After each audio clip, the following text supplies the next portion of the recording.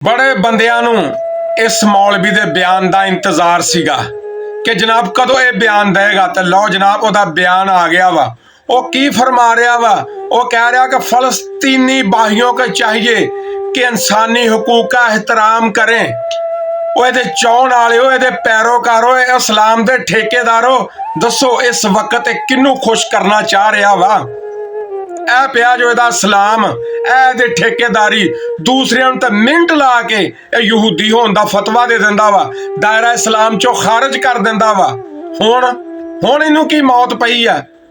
दावा इहदा वा 6 लाख उलमा दा, ते जनाब काम इहदे वेख लो।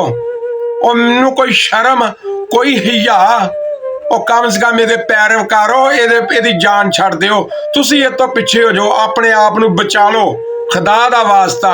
ये बंदा देख लो, मिनटों पहले हर बंदे नूं इसराइल इसराइल इसराइल, तो हुण ये किहदे पैरां दे विच बैठा वा। कोई शर्म कोई हिया ना ना।